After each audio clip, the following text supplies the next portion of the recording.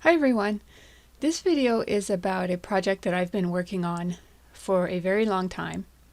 For many years I have been writing rhymes to teach about various topics, and over the past couple of years I've been learning WordPress so that I could create a website to put my rhymes online. And earlier this year I was able to finally get the website up and running, so I'm very excited about that. And I just wanted to talk a little bit about the project in this video today, and hopefully some of you will visit my website and enjoy my content. So as I said, over the past couple of years I've been learning WordPress. I actually did 3 websites because I had an aunt and an uncle who each also wanted me to create a website for them. So I created 3 websites, and if you're interested, I can show you the books that I used to learn WordPress. So these are the 2 books that I bought and read. The first one is WordPress for Beginners by Andy Williams. I have the 2021 version. You might be able to find a more recent version, but this is the one I used. And the other one is WordPress, the Missing Manual by Matthew McDonald. And I liked both of these books a lot. I feel like they were very good. I'm glad that I got both of them. They had some duplicate material, but also I feel like each one had unique material and unique perspectives in each book. But I think if you were only wanting to get one book, that either one would be fine.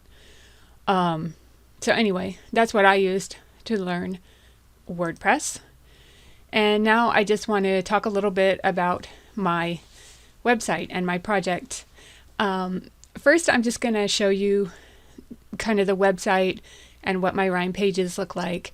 And then at the end, I'm going to talk a little bit about on my non-rhyme pages, I have images in the background like this. And I chose each of the images because they have some historical significance, and I'm just going to talk a little bit about why I chose each image.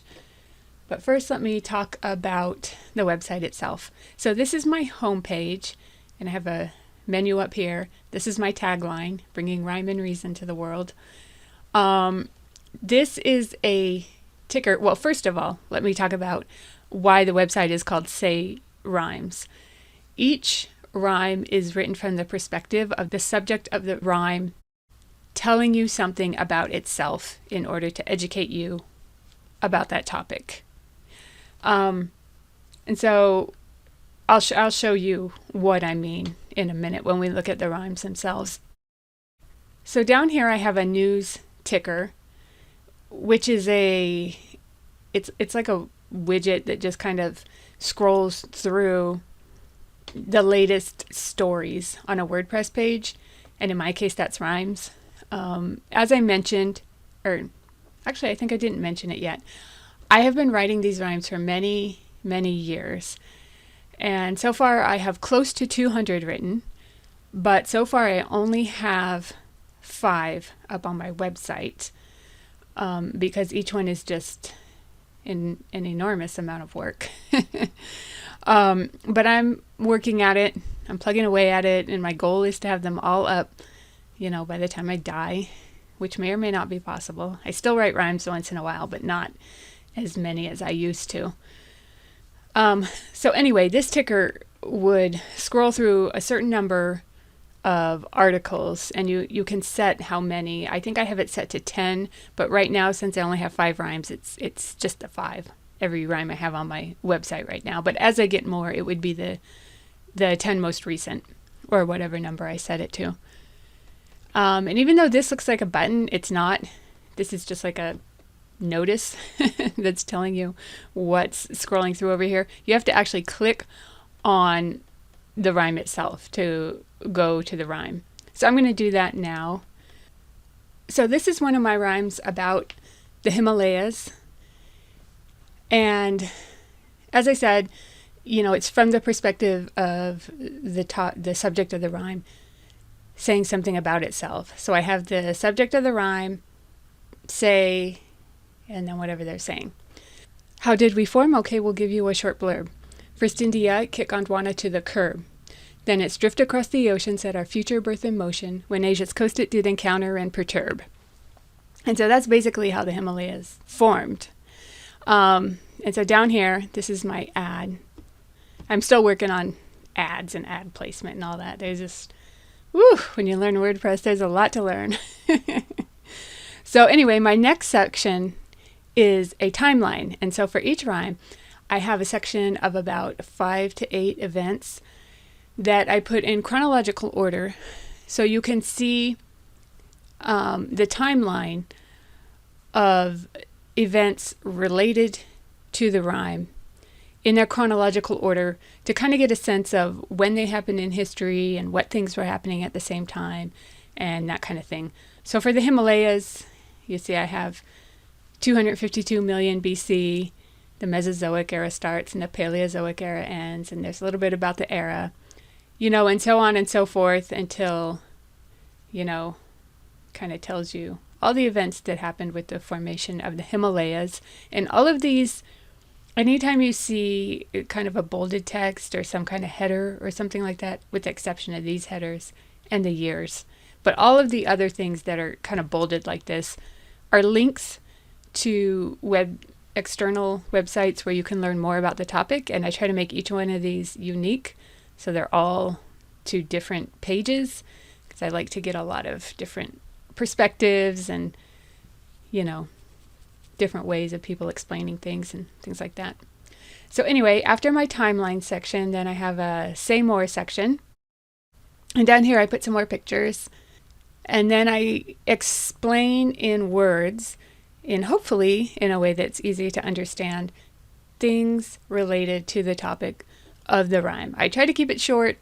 Sometimes I get a little long. It kind of depends on the subject.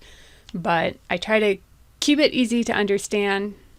I don't know if that's the case or not, but hopefully it is.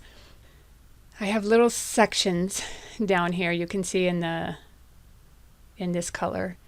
And then on some of them I put lines from the rhyme so that to kind of explain what that rhyme means. Anytime you see something in this section that's in this pink color, it's just some joke that I thought was funny that I threw in there, something that made me laugh. And so for this one, the way that the Himalayas formed is basically there was a large supercontinent, way back when, called Gondwana. A supercontinent is a continent that is made up of several of our continents, what we consider to be continents today. They were all kind of stuck together in one larger continent. So anyway, there was this supercontinent called Gondwana, which India was a part of. And I think like 100 to 120 million years ago, we could look up here and see. Yeah, 120 to 100 million years ago, India broke off from Gondwana and started drifting toward Asia. And then about 50 to 40 million years ago, it crashed into Asia. India crashed into Asia, and it went under the coast of Asia. It pushed the land up, and that created the Himalayan mountains and also the Tibetan plateau. So anyway, this continental collision, as it's called, I just put a little joke here. India gets its chocolate and Asia's peanut butter. That's an allusion to an old commercial from the 80s, a Reese's peanut butter cup commercial that it's kind of funny. I just thought it was funny. I threw it in there. Anyway, occasionally I throw my jokes in there. You may or may not find them funny. So that's that. And so this is just information about kind of the processes that were involved in the formation of the Himalayas. And then my next section is Learn More.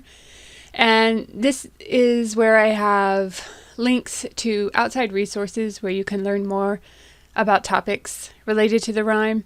So it might be, an article or a video or just cool pictures, things like that. And then the next section is alternative views.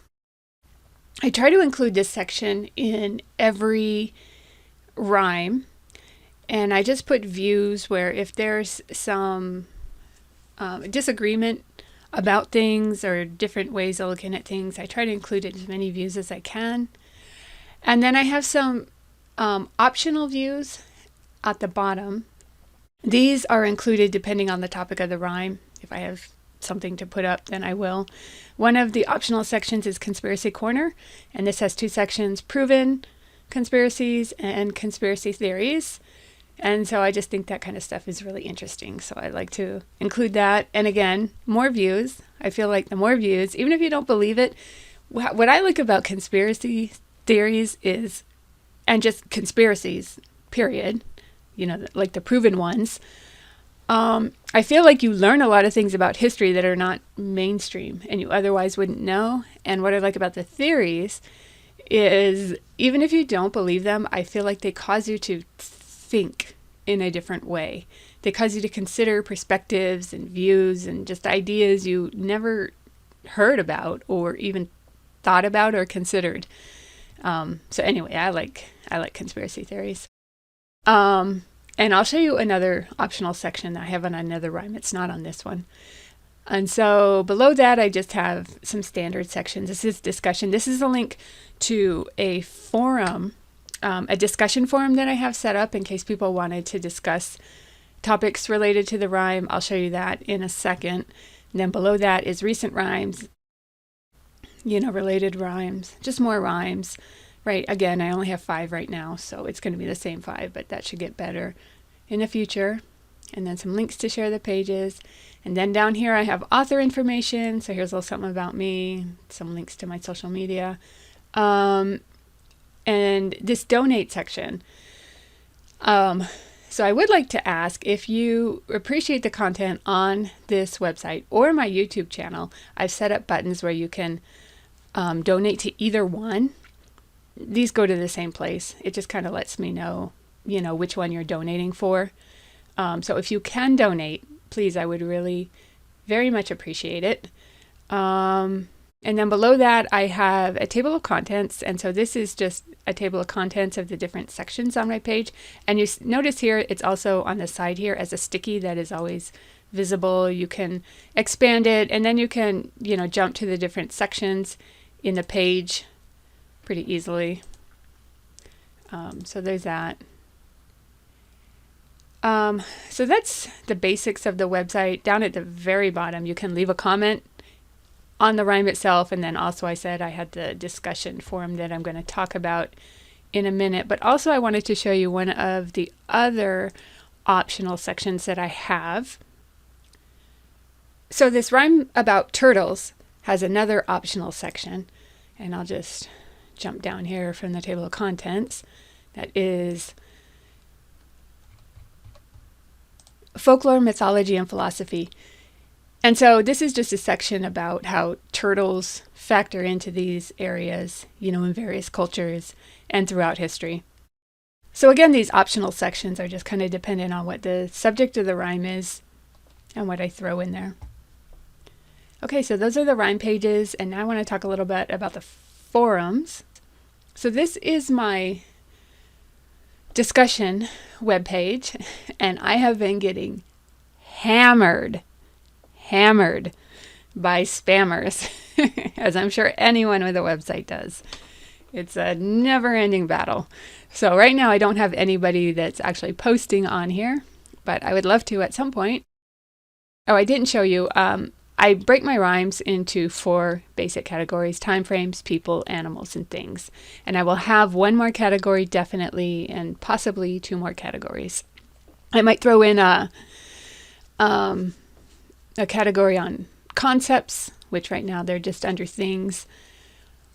And I will have a category for kind of at your own risk. I'm kind of debating what goes in that category, because there's a lot of things in history that I feel like you could use a warning before you start reading about it. And then also anything that, maybe there might be some language you might not want to hear. But right now I have these 4 categories, and I have 1 rhyme in each category, except for things I have two rhymes. And then I added a general discussion just for this page itself.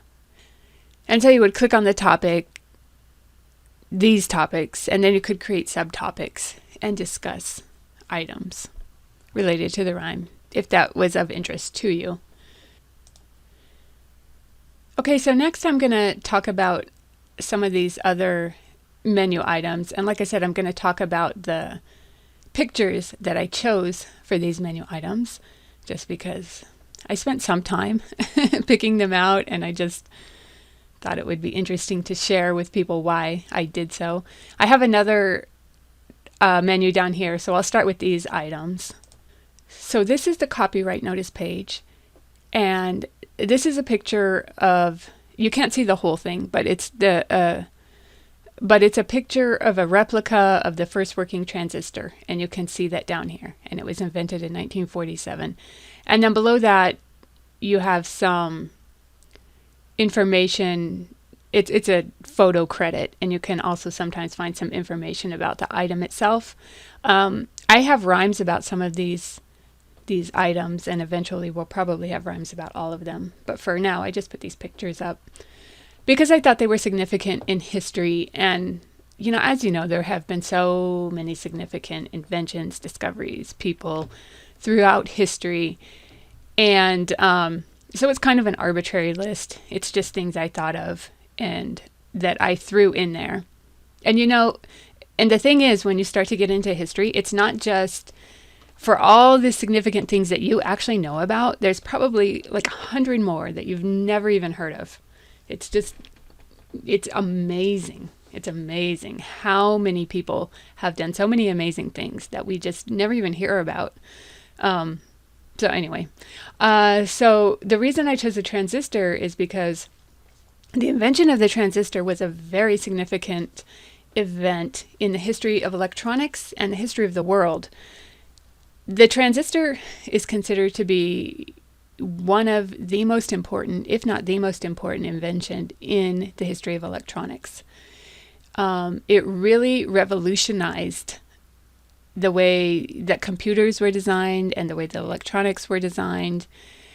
So this was invented in 1947. In the 1950s, a device came out called the transistor radio that used a transistor inside of a radio, and what that did is it made radios portable. It was kind of like the original boombox, and so it made it so that people could carry music with them, carry music around with them. The transistor radio, I believe, was one of the best-selling products in the history of the world. Sales just took off, and so the invention of the transistor was transformative. It really led to the explosion and the proliferation of electronic devices that we have nowadays. So that's why the transistor is on there. Next is the disclaimer. Oh, and in addition to my official disclaimer down here, I have a little disclaimer I'd just like to throw out there. If you don't like my rhymes, please don't make mean comments and make me feel bad about myself and hurt my feelings. The internet can be a brutal place. So please don't do that. Okay, so for a disclaimer, this is penicillium mold. I don't know how you say it. I know how to say penicillin, but I don't know what this is all about.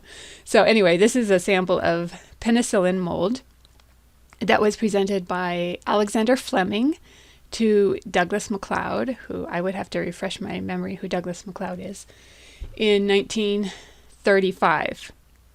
And so this is on here because penicillin was the first antibiotic. And, probably enough said there. But I would just ask you to think about what life was like prior to antibiotics.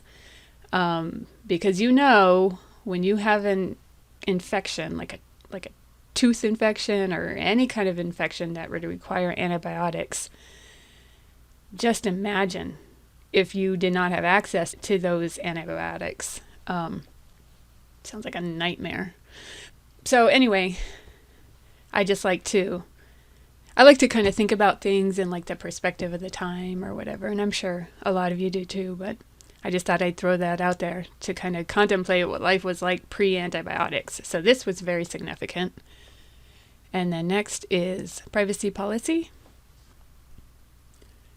Okay, so for privacy policy, this is a picture of a sailing ship. This is an Egyptian sailing ship built circa 1422 to 1411 BC, so about 1600 years ago. And this is just, to acknowledge the significance of sailing ships throughout our history, which again probably doesn't need a lot of background information. So I'm just going to move on. Next is terms and conditions. Okay, so this building is kind of an ornate looking building. Believe it or not, is a sewage pumping station. It kind of has this ornate, colorful look because it was built during the Victorian era, and that was just kind of the style back then.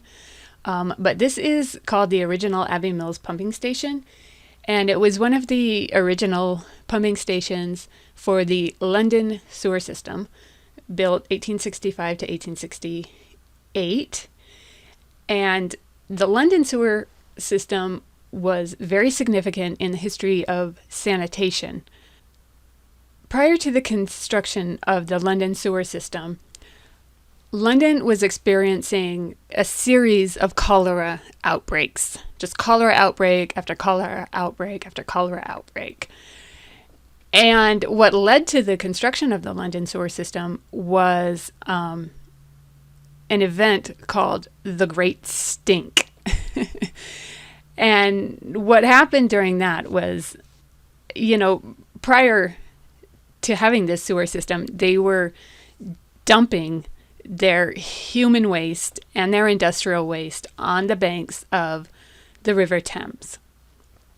And, it was just kind of, it was sitting there, and they had a particularly hot year where the stench just became completely unbearable.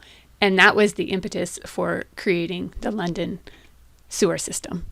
And I'd just like to stop for a second and get up on my soapbox a little bit and give a little sermon, I guess, and say, it's easy for us to sit up in this ivory tower that we now occupy and look at what they were doing back then, dumping human, animal, industrial waste on the banks of a river and just leaving it there to rot, and be pretty judgmental about that.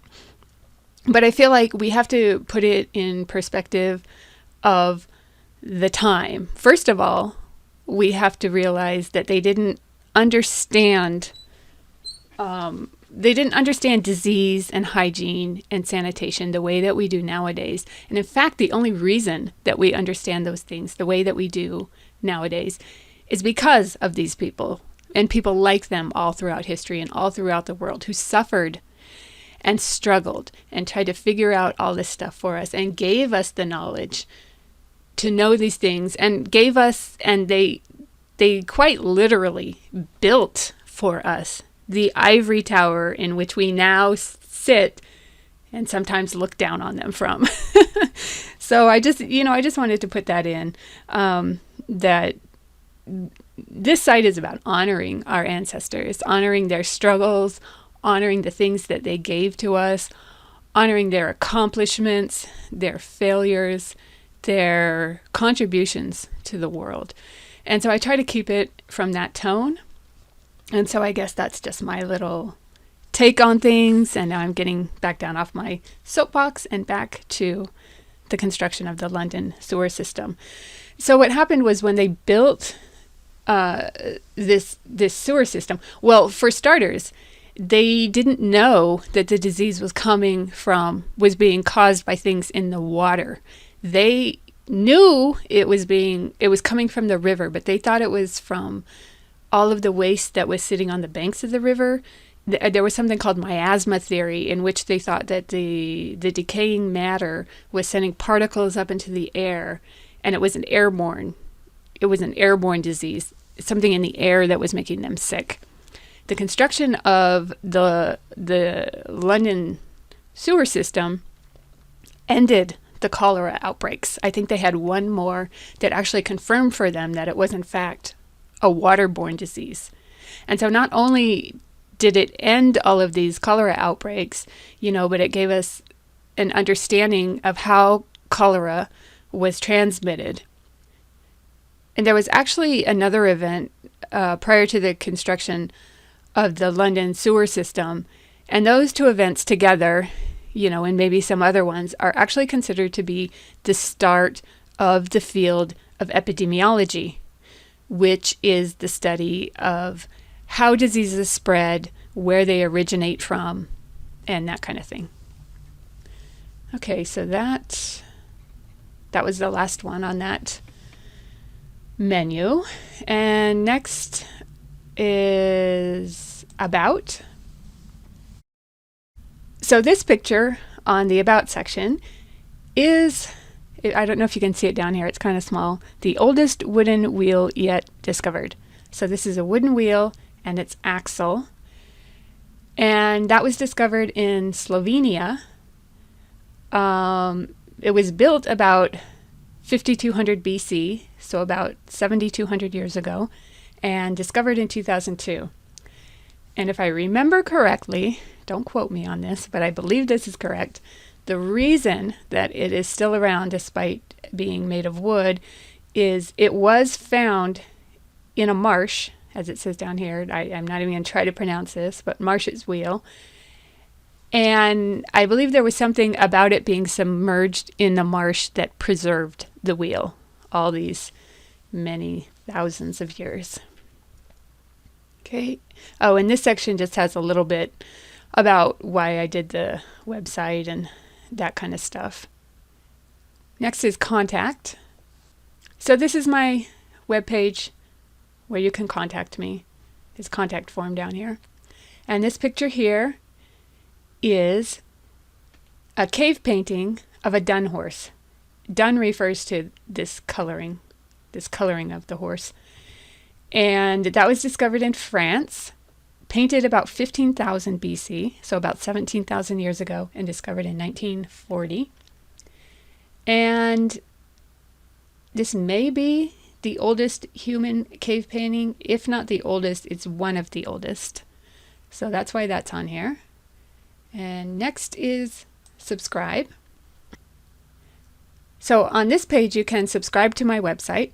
So if you fill this out, then I will get your email address. And when new rhymes come out, then I'll send you an email letting you know about it. So this picture here is the Gutenberg Bible, a Gutenberg Bible. The Gutenberg Bible is significant because after Gutenberg invented his printing press, these were the first books that he printed. He printed several copies of the Bible, and they're now known as the Gutenberg Bible. This one was printed circa 1450. And it's at the New York Public Library. So there's I believe a few copies that still remain.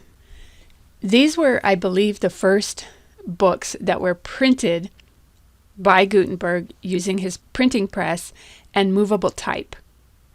And they were significant because they led to the adoption of reading by the general public. As you may know, prior to the printing press, creating books was very time consuming. It was very labor intensive. It was somebody writing each individual copy of a book by hand. So books were much more rare. So books became much more numerous.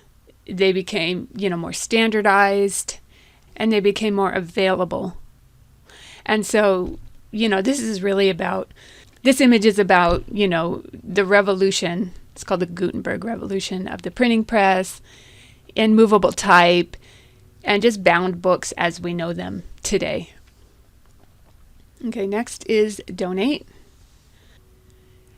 And so again, this is a page where you can donate. And I talked about this previously on the rhyme pages. These are at the bottom of every rhyme page, but they have buttons where you can donate if you appreciate my content on this website or my YouTube channel, or both, maybe. Then you can donate to help create more content. So this picture is, I'm not sure how this is pronounced, gold crochet. And these were printed in Lydia, which was a city way back when, which would be in modern day Turkey. So the Near East, Western Asia.